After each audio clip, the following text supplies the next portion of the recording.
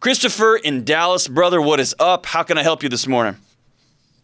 Good morning, Mr. Delony.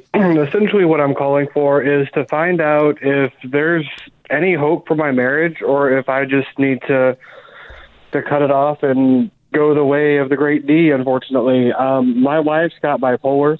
Okay.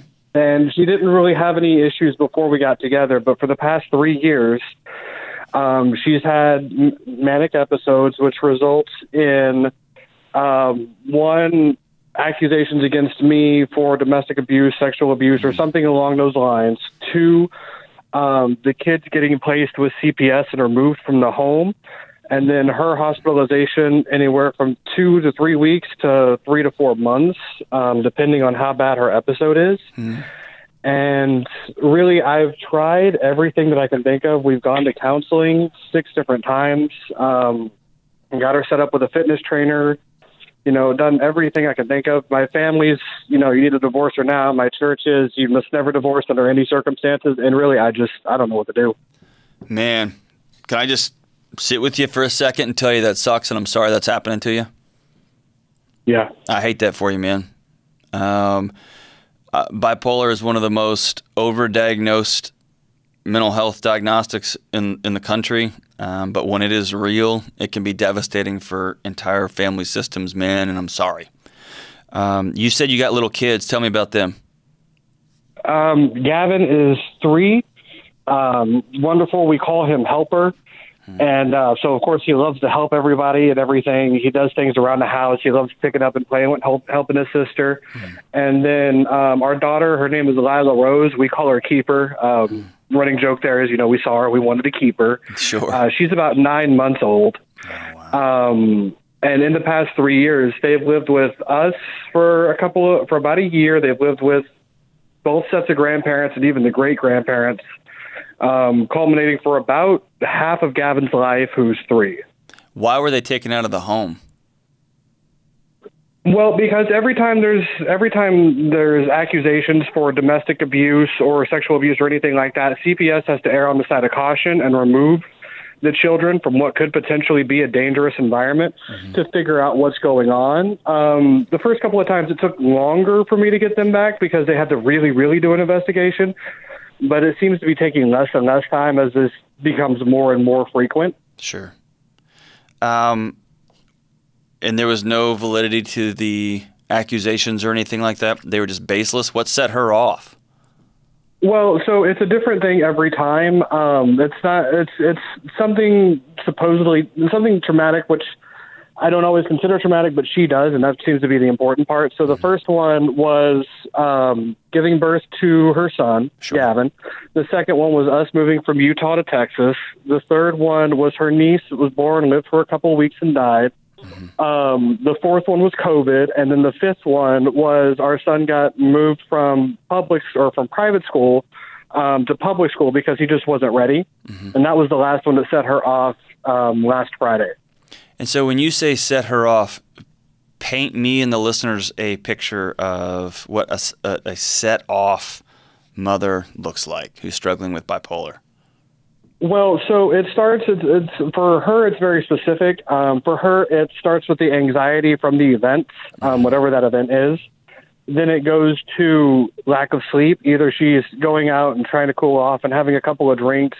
So she comes home 2 a.m., gets up at 5 a.m., just doesn't sleep. And that right there starts the pattern to where she won't sleep for about a week. And then sometimes she'll make it to 2 weeks with no sleep.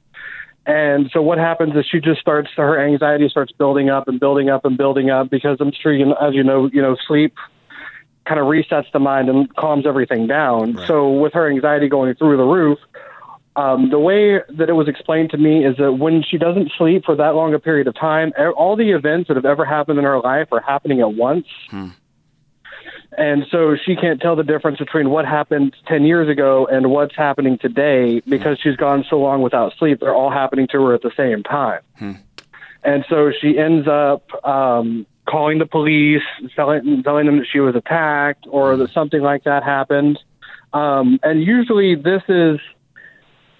every time it's at this event, at this stage, I'm usually at home. She's gone out somewhere. So during this entire process, she's home maybe for 10 hours, and it's hard to get her to stay home because she doesn't want to sit still because her anxiety is just up, and she can't get it down. Does she use drugs too? No, she doesn't use drugs. Okay. She says she smoked pot like once when she was like 17, but no, she doesn't do any sort of drugs or anything like that. So does she not take her meds? Will she not take any medications? So a couple of times, well, the first time when they were telling me what was going on, and I was kind of getting filled in on it, they told me it was postpartum depression, so I didn't worry about her taking meds. Okay. The second time, she was kind of taking meds for a little bit and using them more as a stopgap. Mm-hmm. Same thing with the third time. The fourth time, she realized that things were going on. She got back on track rather quickly, and then this last time, she's been getting shots every month, so she doesn't have to take meds every day. Okay. And she still fell off the wagon. Okay. So I want to do a couple of things here. Okay. Number one, I can hear in your voice a frustrated, exhausted, don't know what to do husband and dad. Okay. But I can also hear in your voice where this has turned from frustration to now this is a lady who's ruining your life. And I want you to find a couple of folks in your life that will hold you accountable to always keeping compassion in the front and center of your mind and heart. Okay? Okay. It is true bipolar. If that's really what this is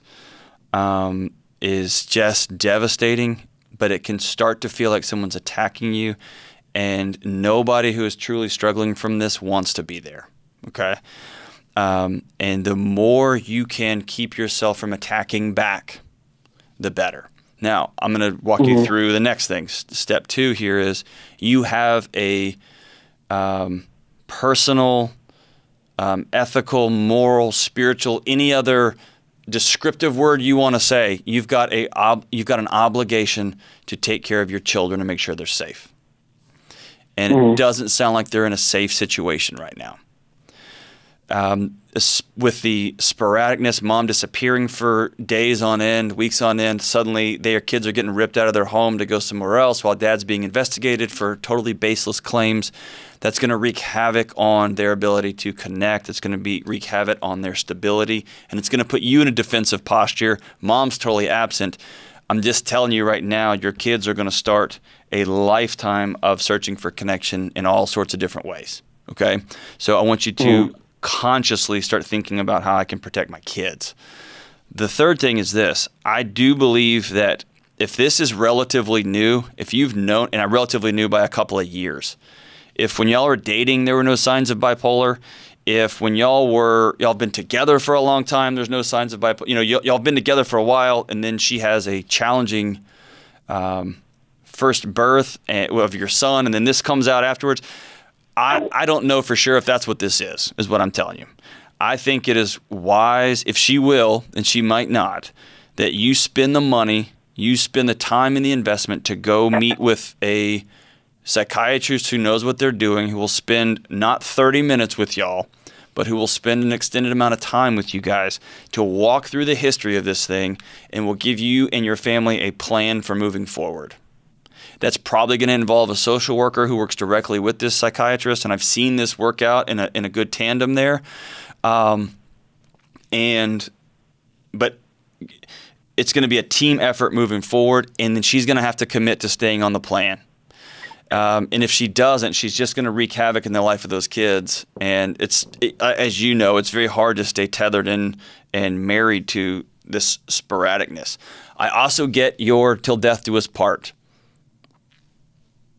Till death do us part, for sickness and in health, for richer and for poor. And I get that too. And so one thing you will never hear from me, ever, ever, ever, you will never hear from me recommending divorce, telling someone, you got to get out of here, unless it's a very specific sort of abuse situation. So I'm not going to make that call for you, brother. I'm going to tell you, you gotta take care of those kids, put them number one, and keep them safe. Number two, if y'all haven't sat down and fully got a plan, if these shots she's taking are just from another PCP that you went in and met with so be it. If she's doing extended hospitalizations, my guess is she's got a social worker and a psychiatrist that she works with her. But y'all need to go in together and make a forever plan that she's going to stay on. If it's truly bipolar, one of the biggest challenges with bipolar is medication can work wonders. And then people feel really good and they quit taking their medication.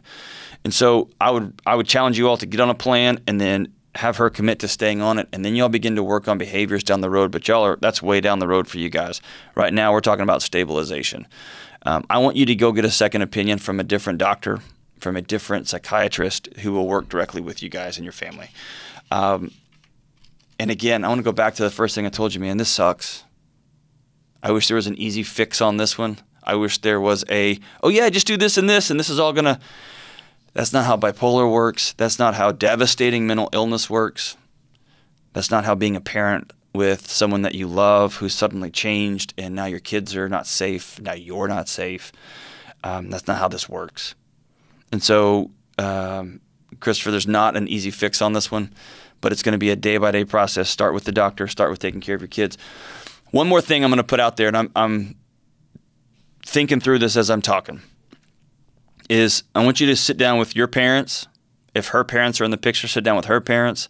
And I want you all to come up with a game plan together. If she has a couple of friends in her life that are stable, whether that's some church friends, whether that is a sister or a cousin that she trusts, it may be a moment for an intervention where everybody sits down and says, hey, we all have agreed that this is going to be the plan here.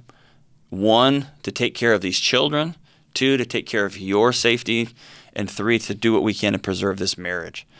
And getting as many people who love her and respect her and want her to see her be successful and that she trusts in some little sliver to speak into her heart and mind, that'll help a lot. That'll really help a lot. But at the end of the day, you can only control you. And you can only control your thoughts and your actions. So default to compassion, as hard as that is, brother. I know that's hard when somebody calls the cops on you and somebody out of their own delusion, somebody out of their own sickness gets your kids taken away for a few days. I get the rage part of that. I get the attack part of that. And you're going to have to do some hard spiritual searching to not default to that, because that's just going to poison your house. And at the end of the day, it's going to poison your kids, man.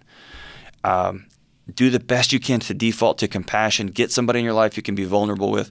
And then 2, you got to protect those kids.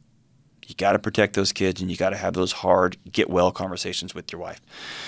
We'll be thinking about you. Hey, man, after you have this conversation with her, after you get together with a doctor and a social worker team, y'all can kind of come up with a plan. After you do an intervention with your family, I want you to call me back, Christopher. I want to hear how this goes. And hear if she gets on the road to healing or not, or have her call me, man. I'd love to talk to her directly.